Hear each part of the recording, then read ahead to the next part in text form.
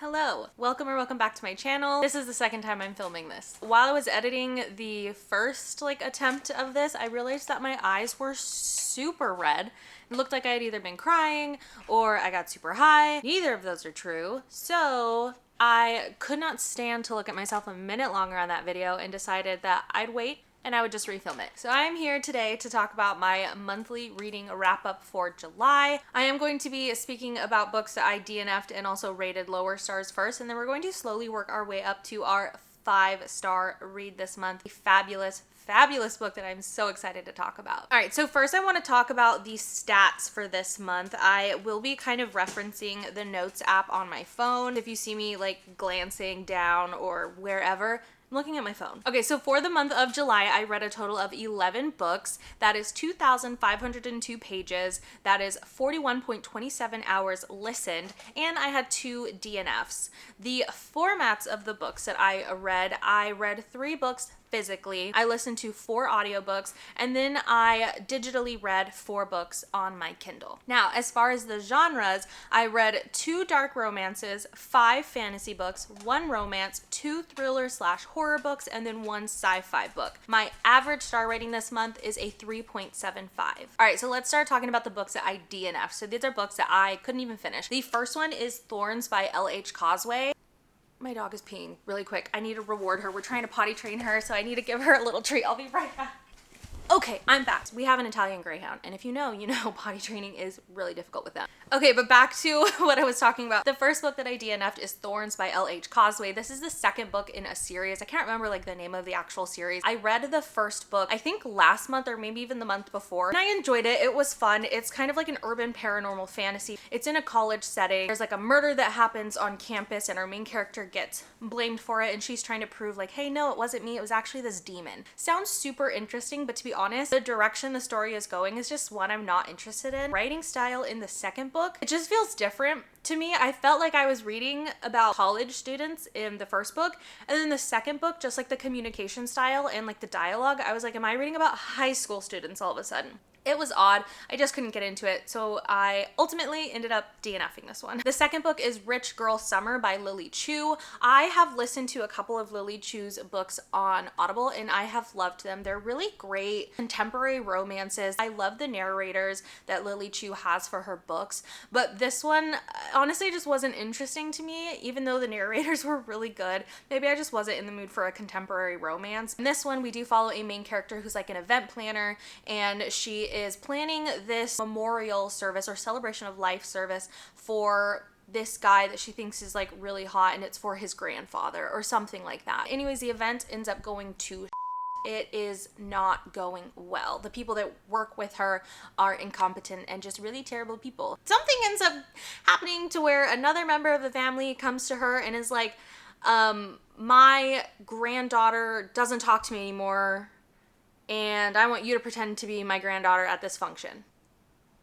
Wasn't really my thing. Okay, let's start talking about the books that I actually finished. And again, we're going to go from books I rated the lowest all the way to our 5-star read of this month. Stay tuned. It's a good one. The first book that I read, I listened to this as an audiobook, and this is The Unmapping by Denise S. Robbins. I did give this 1.5 stars, but if I think about it a little bit more, it's more of just a solid 1 star. This is really sad to me because this was one of my anticipated reads for this month or for this year. I'm just really sad it didn't work out for me. Honestly, I was bored. The actual plot of this is super interesting. POVs that we get from our different characters, I could care less.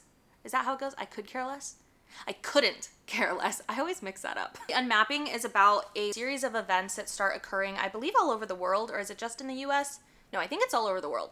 Could be wrong. But places start switching around almost like puzzle pieces. For example, I'm sitting in my house right now. If I went to sleep and then woke up, all of a sudden my house would be in Seattle, Washington, when I live in Phoenix, Arizona. Anyways, we're following different characters and their different POVs, and the characters are all so annoying. The characters are all so annoying. I could not like a single one of them. The decisions they were making, their internal dialogue, I was why am I reading this from your POV? Because I don't like you. It was odd. I didn't love it. 1.5 stars. That's it. The next book that I read, I did read this digitally, so I read this on my Kindle. I gave this 2 stars, and this is Summer's Kiss, Book 1 from The Boys of Ocean Beach by Angel Lawson. Again, I gave this 2 stars. Now, the issues that I had with this book, there just wasn't enough like substance to it or plot to it for me to like it. So in this book, we follow our main character who is kind of fleeing life from her small town and going in, I don't even know if it's a small town, but she's fleeing her like life that she's leaving behind to go live on this small little ocean side town with her mother. Mom wants to investigate like a serial killer that used to live there. This was a side plot that I just felt like was unnecessary to the actual book and was kind of confusing at times, to be honest. But our main character, the life she's leaving behind, she did have a really toxic relationship with an older man, and she's moved away from that, and she ends up meeting like 3 or 4 guys from this small oceanside town and falls in love with each one of them. I just didn't care about them. I didn't care about the guys really, and I just found myself not caring. So 2 stars. Yeah. The next book I read is If She Knew by Blake Pierce, and this is the first book in the Kate Wise series. I read this on my Kindle and I gave this 3 stars. If you want something that's really short, I think this is under 200 pages or under 300 pages. It's short. It's just kind of like a fun murder mystery. I had been watching and listening to like true crime lately, and so I was in the mood to read a book that kind of centered around that as well, and it was interesting. We're following a retired FBI agent, and she ends up going back to this like town where one of her friends lives because her daughter was murdered, and she ends up getting pulled back into the investigation process. And as she is doing these investigations, there are similar murders that are occurring in the same town. The premise is super interesting. I really like that we're following an older main character. I thought that was really cool. Again, she is a retired FBI agent. I think she's in her 50s. Again, was nothing kind of out of this world, just a fun time. The next book I read is Teach Me by Dina Hawthorne, and I received this as an ARC, and I did read this on my Kindle. I also gave this 4 stars. I love her books. I read her Harpies series, and when I tell you that I became obsessed with that series, Mimi, you can't be moving stuff around. I became obsessed with that series. It took over my life. I could not put it down. And so when I saw that she had a new book coming out, it's not in the same series. It is like a different world. Kind of. There are returning characters that you see a little bit, but it is completely different than the Harpies series. For this one, Teach Me, we are following our main character as she is going to this university. She's going to a university and she is studying the minds of deviants. And her professor, who is teaching this class, she has a big old hot crush on him. He is much older than her also. This is definitely an age gap romance. So if you don't like that, you probably won't like this one. He's not trying to like change her mind, but he wants her to come at this thesis or this opinion from an unbiased opinion. That sentence didn't make sense. And he ends up offering her to personally teach her and to open her mind a little bit per se. So they go into this consensual agreement about opening each other's minds, I guess, and being physical with each other. It's very spicy. It's a very, very, very, very, very spicy book. I'm very curious to see, because this is going to be a series, how the next books are going to go, because with this one, there wasn't really a ton of plot. It just felt spicy. It was just a fun, spicy time. But this is going to be a series, so I feel like it's going to get a little bit more interesting. I will be interested to see where this goes, but I love this author's writing, so I will continue to read pretty much anything she puts out. The next 2 books that I read, I did read these physically, and I do have them on my shelf somewhere. They're some of these mass market paperbacks, but when I first filmed this video, I put all the books away after, and I don't feel like taking them down again because one is like way up there that I have to get on a ladder to get, and I'm not about to do that. Anyways, those books are Archangel's Legion and Archangel's Shadows by Nalini Singh, and again, I physically read this. This is book 6 and 7 of the Guild Hunter series, and I gave these books 4 stars. So each one I gave 4 stars. I love this series. This is a really great urban fantasy with romance in it. There's constantly so many different characters that we're following, and they're all kind of going through different things while there's this like huge magical war kind of going on alongside and in the background at all times, and it's just always super interesting and fun. I'm not going to say anything about these books specifically because I don't want to spoil anything, but this series is just wild. It's really fun, and I will continue to kind of read these until I'm bored. So if you want a new urban fantasy with some romance and it's spicy, give these ones a shot. The next book I read, I loved this book so much. This is The Final Strife by Sarah L. Arifi. I read this physically and I gave it 4 stars. This book had been sitting on my physical TBR for maybe 6 to 9 months, something like that. And finally I was like, okay, I'm gonna give this a shot. I'm gonna pick it up. I am kicking myself in the butt that I did not read this book sooner because, oh my goodness, this book was so good. Now, there's like a lot of substance and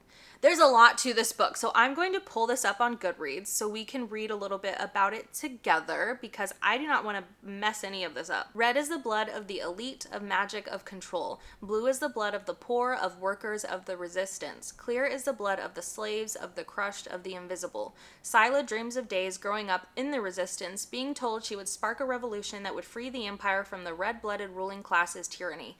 That spark was extinguished the day she watched her family murdered before her eyes. Anor has been told she's nothing, no one, a disappointment, by the only person who matters, her mother, the most powerful ruler in the empire. But when Scylla and Anor meet, a fire burns between them that could consume the kingdom and their hearts.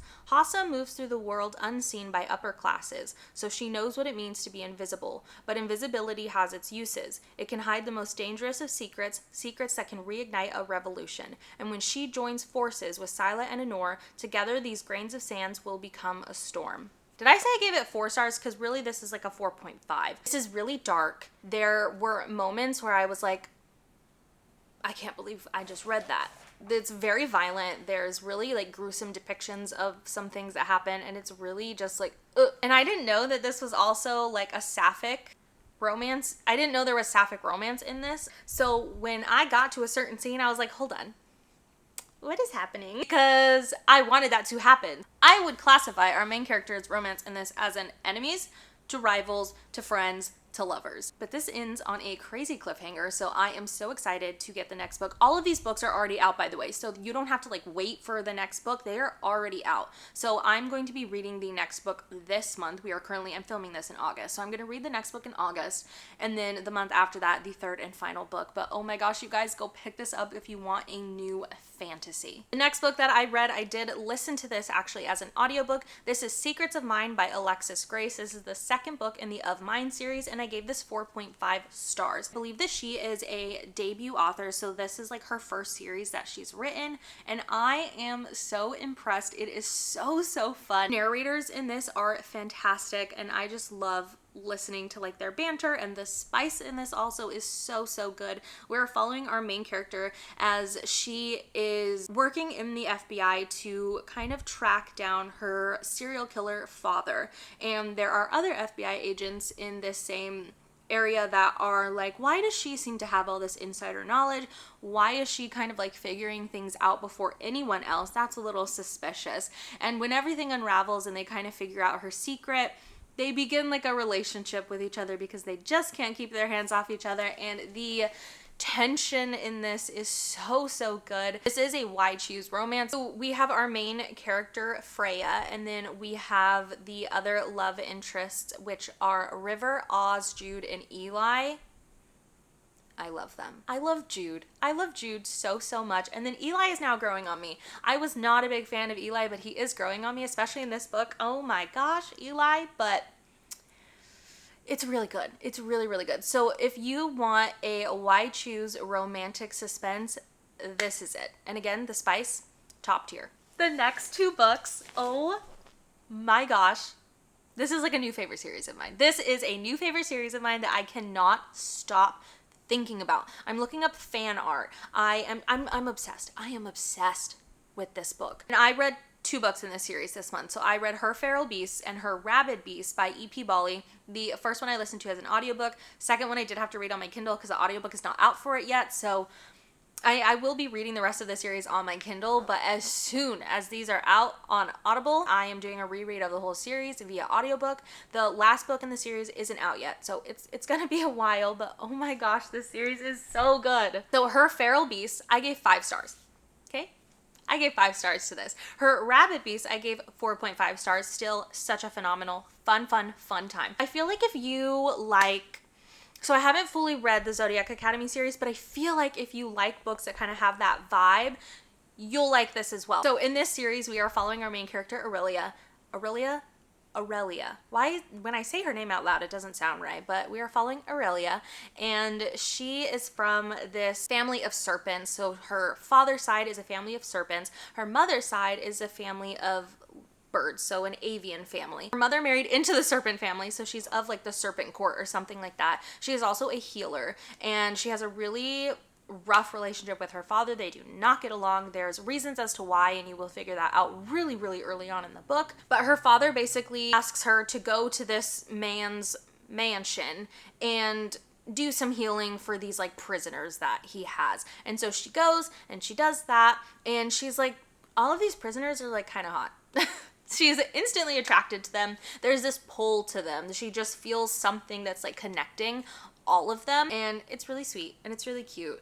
And there is so much more to this series that I want to say, but I can't because I will spoil everything, and it's just so good. Savage is my main boy. I love Savage so much. He is a wolf shifter, and he just has my heart. He is the best boy. He is also like, he is completely a touch her and you die. He is a you look at her wrong and you die kind of man, and I love that. Like, as this series goes on, my top 2 men in this book, or in this series, we have Savage.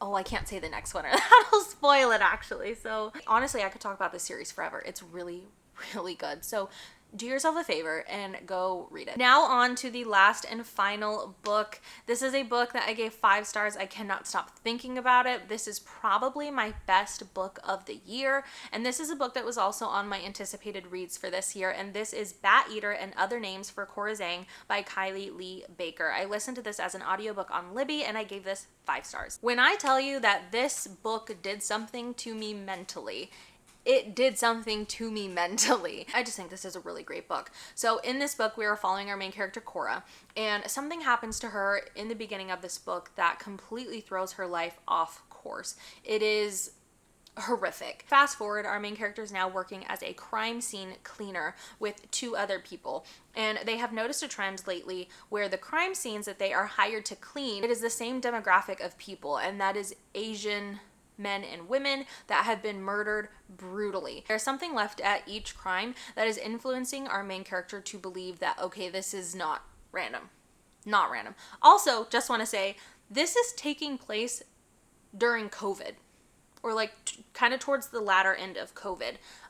So keep that in mind if that's not something you're interested in reading about. But there's a bat left at each crime scene. There is also a paranormal element to this story as well that kind of grabs from what happened in the beginning of the book. I had goosebumps. Like, I actually have goosebumps right now just thinking about it because it was really spooky. Main character is kind of doing some light investigation as to why these murders are happening, who's committing these murders, and things like that. One thing in this story, or in this book, that really was so enraging is just how much racism there is that our characters are facing, and are facing in subtle ways just throughout their day-to-day, and then the horrific, like, in-your-face disgusting racism that they face as well. It's so heartbreaking, and it's so sad, and it's so enraging.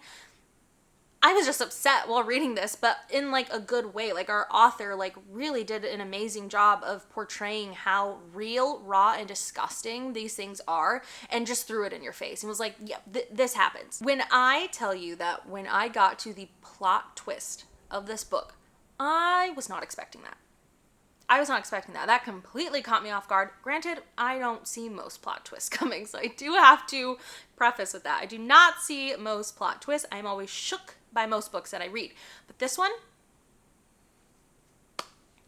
disturbed, jaw dropped, okay? Stomach clenched. Is that the word?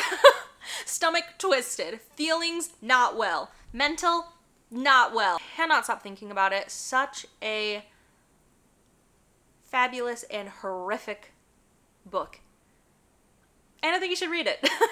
Alright guys, so those are all of the books that I read in the month of July, and thank you so much for watching. If you are new to my channel, thank you so much for subscribing and joining, and I'm so happy to have you in our little book club. We are all besties here, so leave a comment down below if you read any of the books that I talked about, if you're excited to read any of them, and if you read any fabulous books this month. I want to know, because I will be adding that to my TBR. But yes, thank you so much for watching, and I will see you guys in my next video. Bye!